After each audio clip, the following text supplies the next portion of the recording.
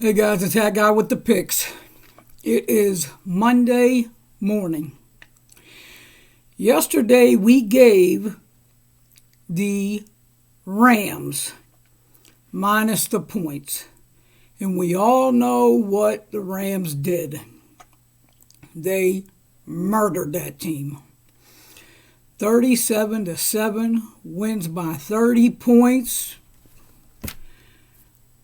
I'm not surprised one bit. I mean, we've been on absolute fire in the NFL the whole year, and it just continues another Sunday. So now we're going in tonight. I consider the end of the week being Monday night. We're taking more house money into tonight. And you guys are going to decide what you guys want to make tonight. Monday Night Football. I love it. We got New England 8-4, traveling to Buffalo at 7-4. This line opened up at 3.5. Buffalo giving. Right now, the line sits at 3. And the number is at plus 100. No juice. Straight up. The total opened up at 46. It's dropped all the way down to 41. Now, when these two teams take the field tonight on national TV, there will be something very little at stake tonight. And that's a joke. What's at stake is first place in the AFC is on the line tonight. Both these teams are coming in off of two blowouts, with New England beating Tennessee 36-13 at home, where New England gave up 13 second quarter points, and that's all. And 7 of those points came on a 68-yard touchdown run from Hilliard. Nick Folk, it seemed like he never came off the field in that game. He kicked 5 field goals. Bourne had 2 of the touchdown receptions, the only 2 touchdown receptions on the team. And Damian Harris ran in a late 14-yard touchdown to round out the scoring.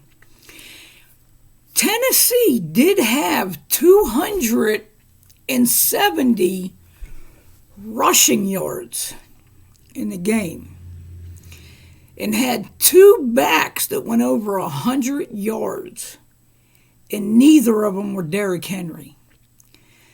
That has to be a lot of bit concerning, especially when New England made this game a one-dimensional side for Tennessee. Tannehill threw for less, if I'm not mistaken. Hold on, let me make sure. Tannehill threw for less than 90 yards in the game. And you're telling me New England still gave up 270 yards on the ground?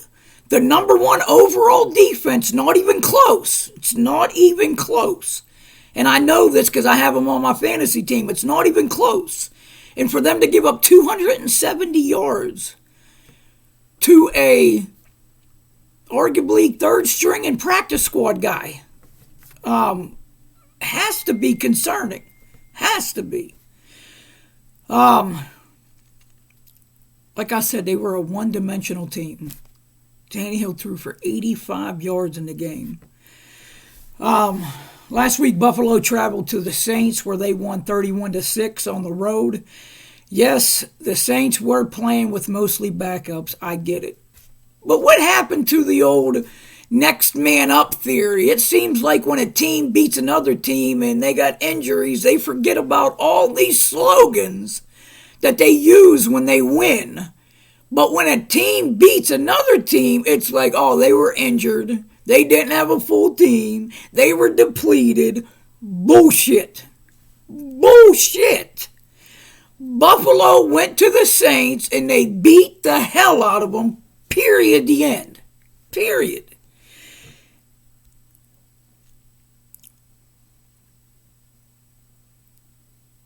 The Bills in that game gave up 6 points in the fourth quarter. That's all. That's all. You know, Buffalo was the number one overall defense in the NFL for about the first almost 6 weeks.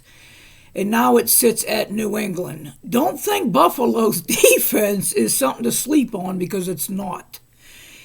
Even though the game before this past game, it didn't look like too much defense at all. Allen went 23 for 28, very efficient, 260 yards, 4 touchdowns, and he threw 2 interceptions early in that game. The D made up for those 2 turnovers. There was no point scored off those turnovers. Diggs had 7 grabs for 74 and a touchdown. The D had 1 pick, 2 sacks, and a forced fumble. The Bills' season is nowhere what they expected. And for them to be playing for a number 1 seed in AFC tonight should be absolutely scary for the rest of the NFL. This team hasn't looked like nothing that they were supposed to on the offensive side. And they're still taking the field tonight on Monday Night Football, playing at home against New England, and could be the number 1 overall AFC team after tonight. It's pretty impressive. It is to me. Like I said, we can't forget, the week before the Colts absolutely killed them 41-15. And we definitely don't want to forget about the Jaguars beating them 9-6 too. I don't understand those games, but some things we're not going to understand. I can tell you at New England, Mac Jones has looked anything like anything but a rookie. This kid's thrown for 28, 50, 16 touchdowns, 8 interceptions. He does not hurt this team. He does not hurt this team much at all. 2-1 on touchdowns to interceptions as a rookie. Excellent. Absolutely excellent.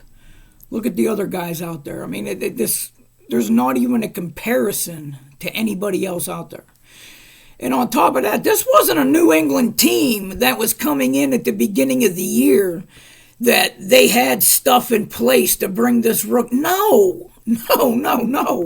Mac Jones and his defense has elevated New England to, right now, the best team in football. I mean, hell, they won 6 in a row to give up about negative 10 points a game. I mean, they're great. They are.